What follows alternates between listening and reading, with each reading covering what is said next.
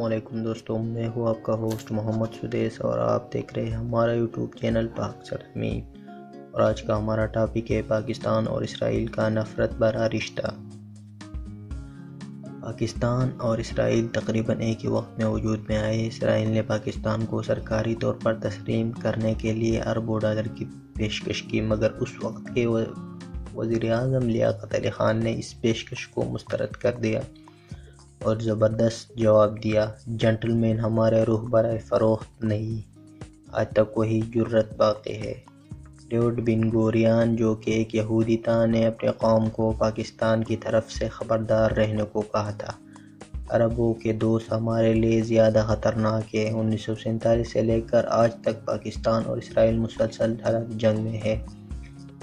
اسرائیل ہم پر بھارت کے ذریعے حملہ آور ہے اور ہم ان پر عربوں کے ذریعے، یہاں تک کہ ہم اسرائیلی ایئر فورس کو بھی مار گرا چکے ہیں۔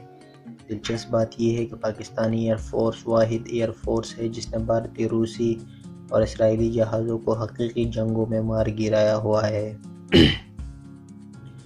80 کی دہائی میں روسی جہازوں کو مار گرایا گیا تھا، جبکہ کئی اسرائیلی جہازوں کو سن 67 اور سن 73 کے جنگوں میں مار گرایا گیا، جبکہ اسرائیل کے خلاف کوئی بھی پاکستانی طیارہ تباہ نہیں ہوا۔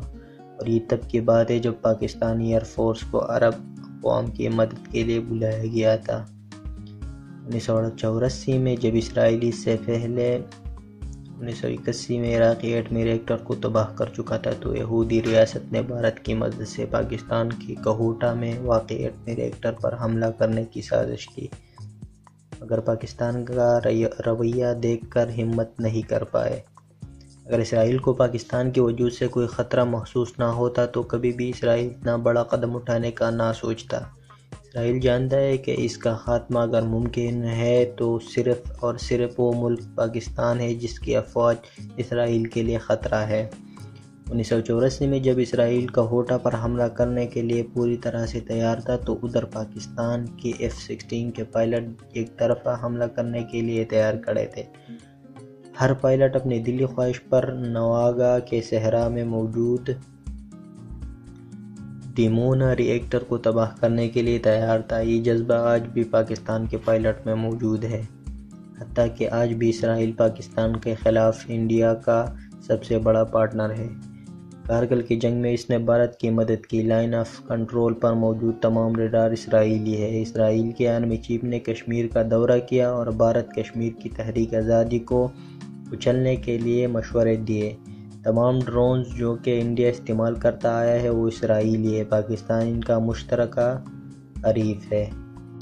اور اس کے ساتھ ہی ویڈیو اختتام تک پہنچتی ہے۔ اپنا خیال رکھنا، دعاؤں میں ضرور یاد کرنا، چینل کو سبسکرائب کرنا مت بھولنا اور ساتھ میں بیل کے آئیکن پر کلک کرنا تاکہ ہمارے ہر ویڈیو آپ کو پہنچتی رہے۔